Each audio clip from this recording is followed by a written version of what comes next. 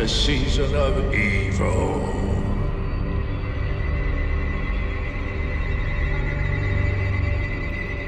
Hey, a bit Steve from the old Yorkshire geek, and a bit of Rings of Power news. I wouldn't say Lord of the Rings, but it's not, is it, really?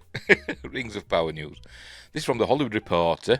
The Rings of Power on verge of Season 3 renewal by Amazon. We all knew it's going to get a renewal, don't we? Even though it's a terrible show. But for some reason, I enjoy watching it.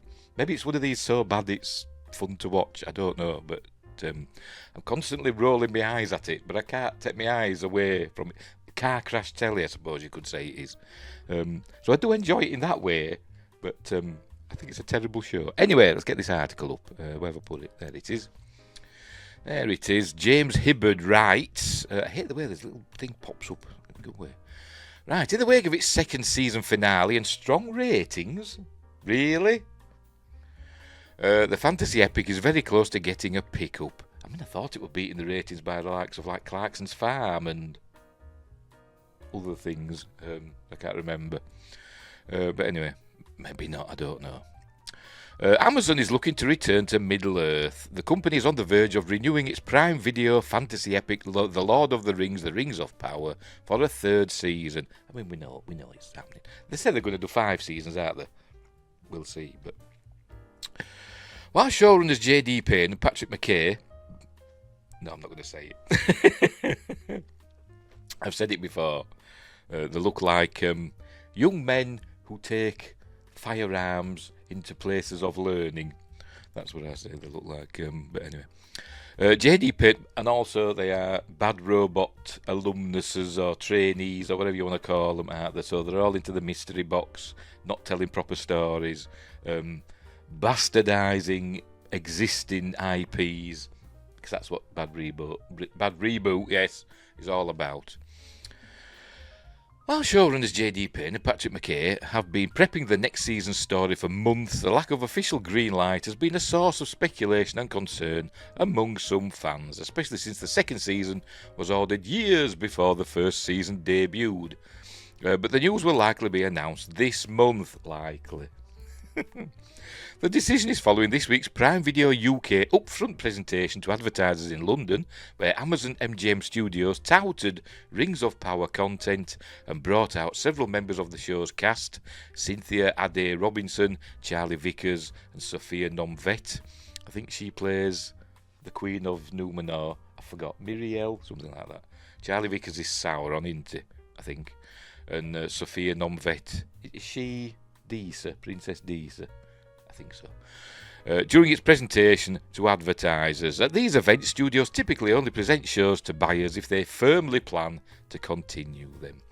Studio head Jennifer Solkiel thinks she's Galadriel, told buyers that Season 2 has generated over 55 million viewers, and the company expects the latest season to eventually catch up to the first season, which reached more than 150 million. That's the entire season of... I don't know how many episodes in the first season. Was it 10 or 8 or whatever? There are only 8, weren't there, in this second season? But anyway, Amazon declines to define what constitutes a viewer, but has said the show remains a top 5 series for the streamer. It should be the top 1 series, shouldn't it? To be completely honest, but it's not. As I've said, shows like Clarkson's Farm beat it. Hang on, let's have a look. I can't, can I? Can I? I don't know. Hang on, bear with me. So that's going to change, right? We'll go back to that. Right, where were we? I'm going to look on Amazon. I'm going to look on Amazon Prime and see what its top shows are, if it shows them. Prime Video. Just bear with me. Right, Prime Video. I think that's what I'm on, isn't it? What am I doing? Right, originals and exclusive. Does it say what the top are? Currently trending movies, that's not there, is it? I don't think it shows it anymore, because they don't want us to know what's the most popular stuff. Bizarrely. It just says things we think you would like to see. Popular movies, it doesn't say popular shows or popular original stuff or trending original stuff. I can't even speak. No, nothing down there, look, nothing, sod all. A lot of stuff it's giving, suggesting for me is horror things, because I watch a lot of horror on there. Amazon Prime, and a lot of Lord of the Rings, because I've got the Hobbit and the Lord of the Rings extended editions on Amazon Prime because they were doing a special offer. It's better than, it's not better than, but it's more convenient than dragging out the Blu-rays, isn't it? No, don't tell us what the popular stuff is or the top 5. They used to. I'm sure they used to have, like, I'm thinking of Netflix. It might be Netflix that has a top 10. But Amazon Prime doesn't do it. Not that I can see, anyway. Not on the web page. I don't know about the app, but not that I can see. Just says originals and exclusives, movies we think you like. All the James Bond films are on Amazon Prime at the moment, which is cool. Don't know how long that'll be for. And movies we think you like: Dracula, Ghost Stories, a lot of Bond, The Mummy, Creature from Black Lake, which I've not seen. I might add that. Is it a new? Oh, it looks new. It's in colour. I will add that to my watch list. Anyway, that's by the by. Right, back to the article. I forgot where it was. The Rings of Power also topped the Nielsen's chart during its most recently reported second week, with over 1 billion minutes streamed. On the reception front, Rotten Tomatoes critic and audience scores were a bit stronger for the second round than the first. I must admit, I think I did enjoy Season 2 more than Season 1. That doesn't mean it's good. It just means I kind of enjoyed it more. But anyway. Previously, the Hollywood Reporter reported, as it would, that Amazon currently remains committed to its original 50-hour plan for the series. Oh, is that what they were going to say? Rather than 5 seasons, 50 hours. So maybe that's why Season 2, the episodes, each episode was just over an hour long, wasn't it? Like an hour and 10, hour and 13 minutes. Something like that, wasn't it? So maybe that's why it wants 10 episodes. Just a guess.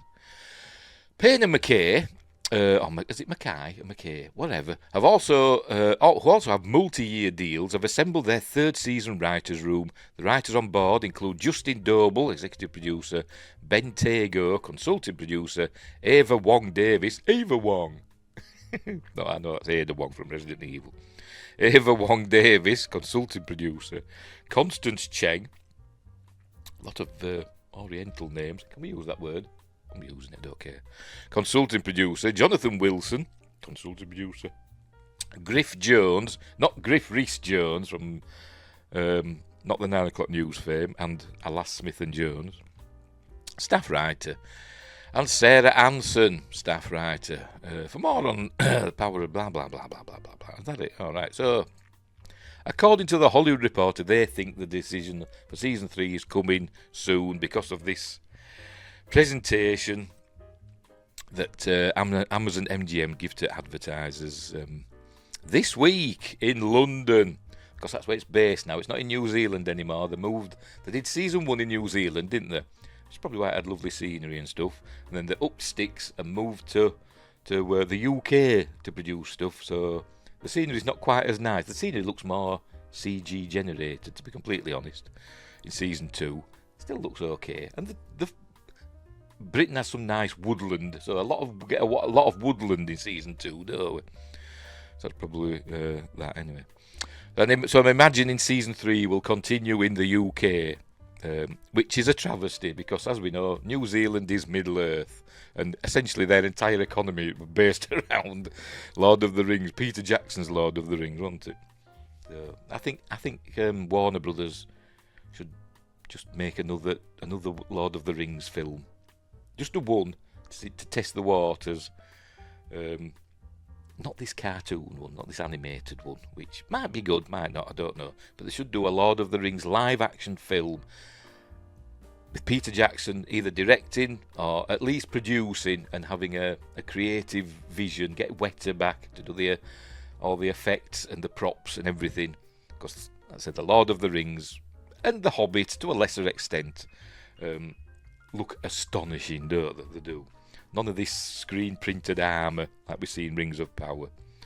But anyway, so there we go. So we're getting a Season 3, but we all knew we were getting a Season 3. Any road up. What's that? Charlie Vickers talks Sauron's Rings of Power finale rampage. Spoilers, when Galadriel did a backflip off off a 3 million foot tall mountain, and were fine, more or less.